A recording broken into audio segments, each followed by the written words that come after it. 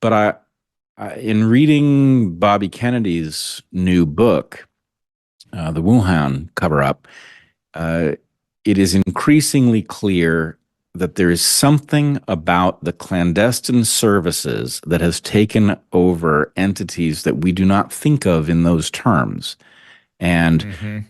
what their purpose is, I can't say, but it does appear that it is necessary that the public not know what's going on. And therefore, it is not simply important that they have propaganda outlets.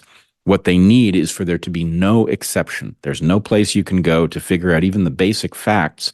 And that's a very alarming state to live in. It is. I guess, if you look at the facts that they have used their clandestine services, their mechanisms to overthrow, I believe, 80 governments in their history. And they have now set up sort of calling people terrorists and, labeling things so they can legally go after people within this country. It gets a little bit scary. And again, exactly why they're doing this. I wonder if you have a theory about that. I mean, is there something we shouldn't know? Is there such a thing as that? Well, I mean, the problem is we don't even really. I think that we look at a map and we think we understand what those things that we call nations are, and that they predict something about who is on our team and who is not. And increasingly, I think that's more of a distraction than an insight, that something is partnering across national boundaries.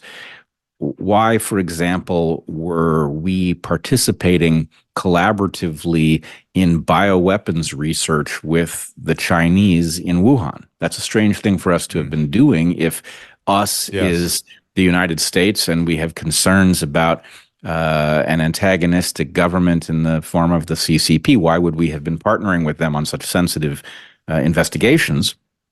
Clearly, there is some behind the scenes partnership. I don't know if it's the CCP and the Biden administration or something that has its tentacles in both places. But what is where we started and what has become clear to me is that there are many ways in which an asymmetry of information is simply advantageous to those who wish to wield power over us, to those who wish to transfer our wealth to them. And so, we speak almost as if it is assumed that nobody would be playing that game, as if we are all on board with the idea that enlightenment is a good thing. And you certainly wouldn't know it to look at our universities, for example.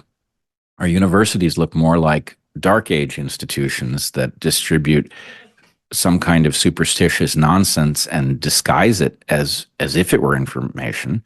You wouldn't know it from looking at our newspapers, which ignore the most obvious stories. Frankly, they ignore it until it's become so painful, so embarrassing not to report them that they have no choice. But what kind of world are we living in if the public arrives at these things as a matter of common knowledge before the New York Times or the Washington Post is even on the story?